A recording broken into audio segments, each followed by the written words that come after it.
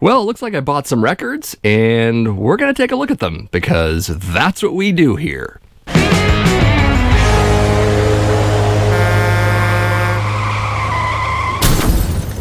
Starting things off with the first of two 2021 Black Sabbath reissues. This is Heaven and Hell, originally released in 1980. And this reissue comes out through Rhino Records. I should also mention a correction for myself. My first mention of this record, as well as the next one, on Upcoming Metal vinyl, I said that it had this wide range of bonus tracks. The CD version has all of the bonus tracks, but the vinyl has a selection of those tracks. So it's limited compared to the CD version. And I'd like to thank one of my viewers for pointing that out to me, because sometimes I need to be corrected. So thank you. And speaking of the bonus tracks, we should go through those.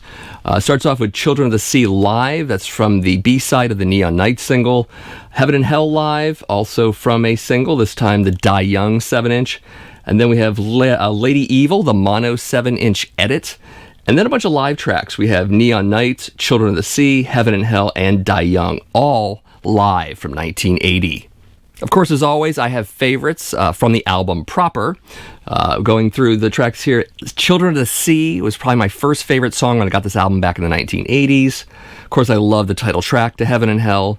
A lot of people do. I mean, even Dio did, because he performed it during his solo career live. It was a live staple for him. Great song. And Die Young, which is probably my new favorite song on this album for the last so many years. Powerful track. In fact, this is a really good cross-sampling of this album, these three tracks, because you have Children of the Sea, which is slow and kind of ballady, almost power ballady, and then you have the title track, which is epic, and then you have Die Young, which is a total rocker track. So if you want to get a good idea of this album, those three tracks should be checked out. Of course, it also comes with a gatefold sleeve, great shots of the singles, as well as some ad art. Also, a really great write-up from Corey Grow of Rolling Stone magazine. Corey has done a lot of music journalism in the worlds of hard rock and heavy metal. He's been with Rolling Stone since 2014, but he also worked for Revolver and Decibel and Metal Hammer and a bunch of other magazines. So really good write-up, really insightful. A lot of band quotes that are pretty cool. Also, a small blurb from Lynn Curley, who is the artist for the cover of this album. Also nice to see that there. So yeah, definitely check out this. Very well written, very good. And of course, a quick look at the vinyl. This one is in classic black with the Warner Records logo there. Nothing amazing. There it is. Overall, a really great album. It's a classic album. A great deluxe edition, so no complaints. And the other Black Sabbath reissue, of course, is Mob Rules, also by Rhino Records, originally released in 1981. There are some cool bonus tracks on this one as well. I should go through those first. We have the Mob Rules, which is the heavy metal soundtrack version. For those who remember the movie Heavy Metal, it was on there. We have Die Young Live. It's the B-side to the Mob Rules single. The new 2021 mix of the Mob Rules. You should probably check that one out. And then we have the Sign of the Southern Cross going into Heaven and Hell, which is a live version of those tracks from Portland, Oregon, 1982, April of 82, it says. And then we have a whole side of live material from the Hammersmith Odeon back in 1981. Starts with Country Girl, goes into Slipping Away, The Mob Rules, and Voodoo. Also some pretty cool artwork on here. Love this. Also, on the gatefold, we've got a very similar idea and layout for Heaven and Hell. Corey Grow returns again to do a write-up, this time of this album. Again, very insightful. He should write a book on Black Sabbath, because he did a great job on both these write-ups. And then, of course, down here, we've got a small blurb from the artist for this record's cover, which is Greg Hildebrandt. And he talks about doing this cover. So, pretty cool. Taking a quick look at the vinyl, as you might expect, it is classic black. Same labels, Warner Records on both sides. This is the only color both of these come in, to the best of my knowledge. And both the albums were remastered, in case that's important to you. I also want to go through some favorites, of course. Turn Up the Night, great song. It opens the album. I really love the title track, The Mob Rules. It's kind of the title track. We put the in there. But great song. Country Girl, I think it's an understated song in a lot of ways. It's an interesting title for a Black Sabbath song. You don't really expect it, but I love the song. I love the riff, especially. And the closing track over and over again. Probably one of the most heartfelt songs Ronnie James Dio has ever sung in his career. Full of pathos. And yes, I use the word pathos. So of these first two Dio-fronted Sabbath albums, obviously he came back for Dehumanizer in the early 90s. It's hard to pick a favorite. I kind of go between this album and the other one quite a bit, but I love this album a great deal. That's why I bought both of them, because I love both of them. I don't have to make a decision. I could just listen to them both, and all is well with the world. So I definitely recommend this one, especially for the bonus tracks. And the other one too. You should buy both. Next up is the 2020 reissue of the one and only album for occult rock band The Oath. It is a self-titled release, originally came out in 2014. This version, as well as the original, were both issued by Rise Above Records. Of course, as many know, Johannes Adonis, who's the vocalist here, right there, as a matter of fact, she went on to form Lucifer after this. There's some similarities between The Oath and Lucifer, though Lucifer is more of a heavy metal band and this is more of a hard rock outfit. There's a lot of overlap, though. If you like one band, you're going to like the other. Checking out the vinyl variant, a very interesting vinyl variant. This is Black Sparkle vinyl, 666 copies released. One side has Linnea. One side has Johanna. It's a very strange thing because if you get it in a certain light, it looks like a very dirty record. It looks like a lot of paper dust in here, but it is kind of a gold sparkle to it. So, there you go. So I have a few favorites. Of course, All Must Die, the opener, pretty great. Black Rainbow is also a pretty cool song. And Psalm 7, which closes out the album. I would definitely check out all three of those. Also comes in a gatefold sleeve, very minimalist photography, and some minor credits here. But, still cool. So fans of stoner doom, as well as proto-metal, early heavy metal, think Black Sabbath, think Iron Butterfly, and bands like that, you might dig this album. Also, if you're a fan of Lucifer, you're going to immediately gravitate to this. Obviously, there's some overlap, as I mentioned before. The album is psychedelic at times. It's definitely heavy and dark. I especially love Johanna's vocals on this album. They're very soulful. They're very dark as well, very haunting. I think you'll dig this album if you're into a lot of what I just mentioned. And of course, the cover. Not exactly an eyesore. Next up is the 7th studio album for Swedish death doom band Draconian. This is Under a Godless Veil, released in 2020 by Napalm Records. So before I go into the review, I should probably tell you the story of how I acquired this record. So I originally bought it on Amazon. I paid for it, I waited, package arrived, and it wasn't this album. It was the Google Dolls Christmas album. First of all, who knew Google Dolls had a Christmas album? So I returned it to Amazon, ordered it again. My replacement copy came, and it was also the Google Dolls Christmas album. So I returned it to Amazon. Third time's a charm, you would think. Nope. Got the Google Dolls Christmas album again. And it wasn't the same copies of that record either because I marked them, because I'm sneaky like that. So 3 different Google Dolls Christmas album copies came to me total. And what's funny about that is I told them, I'm like, you realize you probably have an entire warehouse that has a whole bunch of boxes that have the Draconian SKU sticker on the fronts of them that are all filled with Google Dolls Christmas albums. They didn't really give a crap, but I told them anyways. And then I ended up having to buy this copy from Napalm Records, the European website version, because the American one didn't have it. So, and then I had to wait forever for it, and it finally showed up. So it took forever, and I had to go through all of that. Also, don't buy this record from Amazon, because you might get the Google Dolls Christmas album. So this is primarily a death doom band, but there are also ambient synths going on. The vocals are split up between the woman and the man. We have haunting, kind of ethereal female vocals, but also death metal growls from the guy singer. And we've seen that before. Lacuna Coil comes to mind. Other bands have done the male-female, kind of contrasted vocals. I think Draconian is quite a few steps above a lot of those bands. Comes in a gatefold jacket. This is where you'll find the song listings, some credits, and also this poem by William Blake. It's part of a poem called Holy Thursday. William Blake was an English poet. He wrote a lot of sad stuff, which is probably why he's here. He was also a painter. He did the painting Red Dragon, which was in one of the Hannibal Lecter movies, probably called Red Dragon for all I remember. But yeah, William Blake. Makes sense.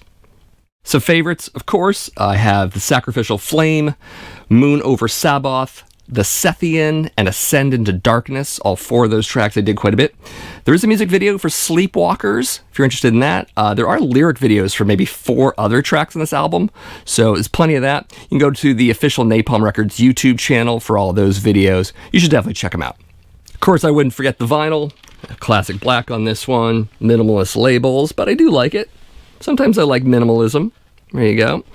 And it also comes with an insert with full lyrics that are kind of hard to read. I think the color choices are a little muted and hard to see, but, you know, there you go.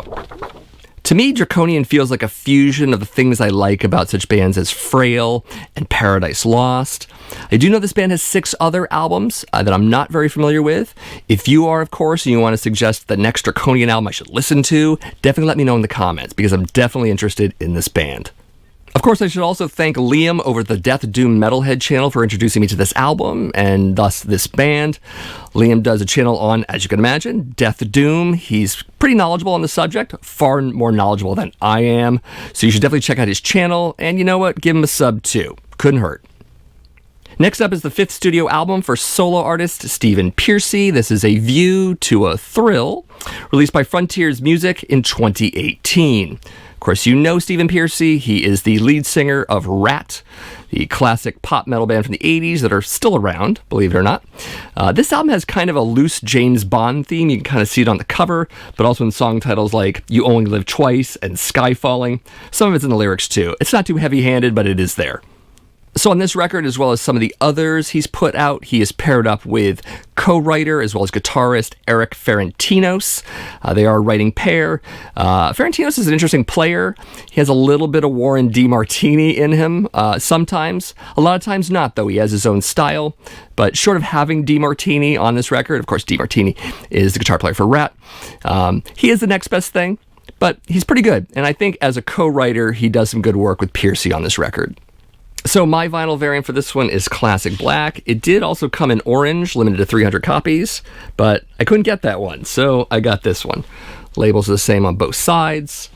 Also comes in a gatefold sleeve, which looks a lot like that. And the back for you. So a couple favorites on this album. I love the opener. It's called You Only Live Twice. Great track, very strong track to start the record with. And I also love Dangerous Thing. Pretty cool song. Secondarily, I'd say I'm a Rat and Violator. Those are both pretty decent tracks. What's interesting about this record, though, is that Stephen Pearcy's voice is really good. And I don't know why I'm necessarily surprised. Maybe I've seen a lot of modern Rat concerts on YouTube, and I kind of get the impression that Pearcy's voice live kind of sucks. But on albums, it's really good. He's a studio singer more than anything else. So if you've seen those concerts on YouTube and you're like, I'm not going to buy this record, his voice is awful, maybe you should change your mind about that, because he does kind of shine in the studio. So if you like Rat and you dig Pearcy's vocals, his still pretty decent vocals, I think you'll like this record. There is a little bit of filler here and there, but I think overall it's a decent record. So check it out. Next up is a 2 LP compilation from 1986. This is Music for Nations, the Singles album. Obviously from the label Music for Nations. For those who don't know, they are a UK label. Yes, they are around. They're around again, I should say. They reformed again in 2015. They've been doing a lot of reissues of classic metal bands. They handled quite a few bands, UK as well as American bands. Obviously, you'll see Metallica's on here. They did some distro for them. It is over 100 minutes of the best in heavy metal, according to this cover. I'm going to refute that a little bit. So the comp covers a bunch of well-known bands, but also some lesser-known bands on here. There's a bit of a mix of subgenres, too. I mean, it's not entirely heavy metal as you and I would understand it. Of course, we have bands like Metallica and Merciful Fate and Wasp. Those are obviously metal bands, but then we have other bands that are a little more into sort of the poppy hard rock, like Rocks and Virgin Steel, and a few other bands on here, Alaska. So it is a bit of a mix. Of course, some of the bands that are on here that are a little more poppy, AOR, hard rock, a lot of them started out as heavy metal bands, so they kind of make sense here. I would have rather heard earlier material that was more in line with the actual metal bands on here. You know, personal preference. And of course, since this came out in 1986, you can imagine the record is black indeed, with the custom labels, the Music for Nations labels. They had an earlier label than this, but obviously some people remember this one as well. It's also on the cover, obviously. There is also a gatefold with all the bands on it. Pretty cool. I definitely dig a few of these, obviously. Wasp, Wendy O. Williams, Loudness. There are some good bands on this, but there are a lot of other bands I'm not really excited about either, which I'm probably going to say over and over again. Anyways, it also has some printed inner sleeves. I like this write-up from Malcolm Dome of Kerrang! Magazine on Music for Nations and all of that. Got Some good releases here as well. Pretty cool. Also, another one, since this is a 2 LP set. You get the logo, and you also get even more releases from Music for Nations. So aside from obviously liking the bigger bands on this comp, I want to talk about a few of the others. Obviously, Wendy O. Williams is on here with It's My Life. It's My Life, of course, isn't her song. It was originally a Kiss demo song. Kiss gave the song to her to perform. It's also in the Reform Schoolgirls movie, which she stars in. She's amazing. You should see that movie. Also, the track All Over You from Rogue Mail. I think I had the album that was on back in the 80s. Decent band. Yeah, decent is probably what I would say. Eric Martin is on here. Eric Martin would later go on to be the vocalist for Mr. Big. The track's okay. He's a great vocalist, but he really needs Paul Gilbert and Billy Sheehan, the bass player and guitar player for Mr. Big, obviously. So that's here. Some of the bands on here, I mentioned Merciful Fate, Metallica. Agent Steel's on here, closes out with The Swarm is Upon Us / Mad Locust Rising. Great song. Great way to end the album. But, you know, in between all of this, I would have liked some other real metal. Tank's on here. I like Tank. So yeah, I guess we could argue about what is and what isn't heavy metal in 1986. I mean, obviously, hard rock is kind of in the mix. I usually prefer it be a little heavier than hard rock to really kind of get into that metal category. So I'm not going to argue too much about it. Again, it is the best in heavy metal, so maybe I'm going to argue about it a little bit. Anyways, it's a mixed bag, but I do enjoy it. I like Music for Nations a lot. They put out some really cool stuff in their early days, so I'm hanging on to this one. Why not? Next up is the 2021 reissue for Vektor. This is their second album entitled Outer Isolation. Came out through Earache Records. The original came out in 2011, but I should explain, Heavy Artillery Records was the company that initially put this album out back then, and then a year later in 2012, Earache Records bought Heavy Artillery and then reissued the album. So this is the 2021 version.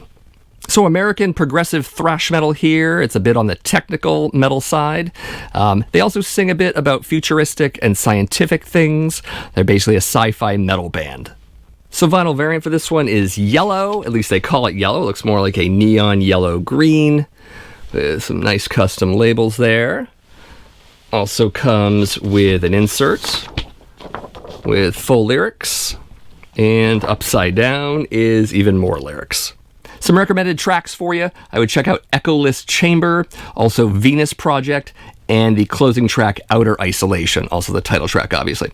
There are a few tracks on here that were re-records of demo tracks, their Demolition demo from before. Tetrastructural Minds, Venus Project, and Fast Paced Society. Speaking of Fast Paced Society, it's one of the tracks on this album that reminds me this band has a bit of a Voivod influence on them.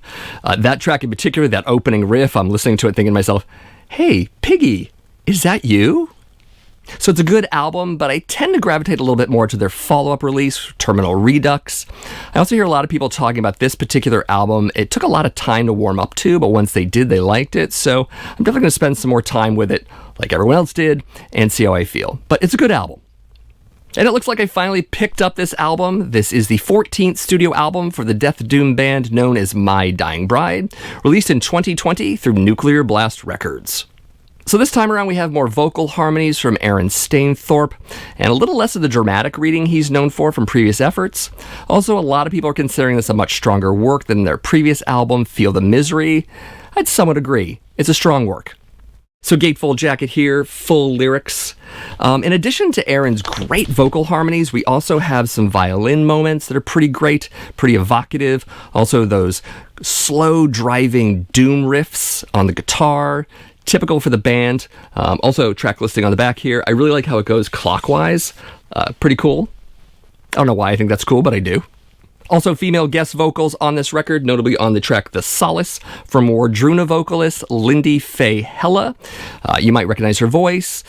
She's also adding a bit of an avant-garde quality to the track, which I kind of dig. Vinyl variant for this one is transparent yellow, limited to 300 copies. Kind of looks like the Vektor record, almost exactly the same color. We also have a printed inner on the band here, nice pics of the band, as well as some liner notes. There are also music videos from this album, one for Your Broken Shore, as well as another for To Outlive the Gods. There's also a lyric video for Tired of Tears. So I definitely prefer tracks on this album that have both the clean vocals as well as the death metal growls, but this whole album is great. Doesn't disappoint whatsoever. So definitely a lot of mellow and occasionally atmospheric moments on this record, notably on the title track as well as Your Woven Shore. But if you're looking for straight death doom, leaning more towards death metal, this might not be your record. So overall, My Dying Bride is a good band, though I think some of their past catalog is a little bit spotty for me. Definitely interested in this band, though, especially their modern material, and I'm probably going to check out the Macabre Cabaret EP that came out after this. Next is the debut solo record from Queensryche vocalist Todd La Torre. It's called Rejoice in the Suffering, came out in 2021 through Rat Pack Records. And of course, those expecting Queensryche here, you're not going to get Queensryche. Todd's solo album is considerably heavier, thrashy at times. It also has a bit of a Painkiller era Judas Priest thing going on with the vocal attacks, and then some of the riffs as well. Of course, I have a lot of favorites on this record, starting with Dogmata, which is the opening track. Pretty heavy, pretty great. Also Darkened Majesty, Crossroads to Insanity, Rejoice in the Suffering, and Vanguards of the Dawn Wall. Pretty good album start to finish. I have no problems with it. And side 4 of this album has 3 bonus tracks, Fractured, Set It Off, and One by One. They're decent, but I can also see why they're bonus tracks. They're not as strong as the album proper, but still worth listening to. Of course, Todd did a few music videos for this album. I would definitely check out Crossroads to Insanity. Hellbound and Down is one. Also Vanguards of the Dawn Wall, probably one of the heaviest songs on the album. There's also a lyric video for Critical Cynic, so check all that out. So vinyl variant on this limited edition release is white, limited to 1,000 copies. Labels that match the cover. And also, we have printed inner sleeves. Got a nice picture of Todd. Todd does vocals and drums on this album. And we have a shot of Craig Blackwell, who does guitars and bass. So it's 2 people on this album. We also have lyrics on the other side in English, as well as Japanese. And we also have an obi, which looks like this. This is big with Japanese records. The Japanese obviously need them in Japanese to know a bunch about the album. Rat Pack Records does this a lot. They did it with the 2 Metal Church releases, and they've done it with others as well. So, obi. Speaking of Rat Pack Records, you should definitely check them out online. They've got a lot of really great bands out there. They're at ratpackrecordsamerica.com. So a very strong record for La Torre coming straight out the gate here, and maybe I need to consider it for my top 10 of 2021. Maybe. The year's young. We'll see. All right, now hang on. I know a few of you are pulling away from me right now, but hear me out. This is the 13th studio album from Stryper called Even the Devil Believes, came out in 2020 through Frontiers Records. Yes, I'm covering a Christian metal album. So here we go. So I should state the obvious here. I'm not a Christian, nor do I need to be one to necessarily enjoy this album. I know a lot of people out there have knee-jerk reactions to Christian lyrics, notably a lot of the online metal review sites that I went through before doing this album. They just can't get past it. So the most obvious thing here, this is a fairly heavy rock album compared to past efforts, or at least compared to the last time I checked in with Stryper. The guitars are heavy, they're catchy. Oz Fox does an amazing job on this album. Likewise, Michael Sweet's voice is still powerful. He still has it after all these years. So, positive and positive. Of course, we're also going to talk about the vinyl. It is in black with Stryper logo on both sides there. Record also comes in a gatefold sleeve with full lyrics and pics of the band. Not that I'm excited about those masks. And there's the back. Oh my god, that's big. So believe it or not, believe it or not, I do have favorites on this album. The opening track, Blood from Above. Also, Even the Devil Believes, the title track. I really love Do Unto Others. It's probably my favorite song on this album. And I even dig Middle Finger Messiah. That's the closing track. Pretty heavy, pretty decent. Musically speaking, one sticking point I've always had with Stryper is with their ballads. I don't think they're their strong suit at all. There is one on here, This I Pray. I don't feel it's as guilty of the sort of Christian soft rock vibe that their 80s ballads had, such as Together as One and Honestly. But it's there as well. It's not bad, though. So if interested, there is a music video for the song Do Unto Others. It's a pretty decent music video. It's pretty well produced. I would check that out if you're interested. There are some lyric videos as well from this album. Those can be found at the Frontiers Records YouTube channel. So there you go. So yeah, Christian metal, not a big fan of the genre. I think most of the bands are kind of lame. But these last two Stryper albums have kind of changed my mind a little bit, at least about Stryper. These are definitely heavier albums. So yeah, pretty interesting and maybe a little surprising to this guy. So it's a good album, regardless, in spite of, because of, take your pick, the lyrical content. Again, I don't have that knee-jerk reaction to it. I don't really care about that. It doesn't bother me. So I dug the music. I did. This album and the album before that, known as Goddamn Evil. Yeah, definitely check them out. They're not your 80s Stryper anymore.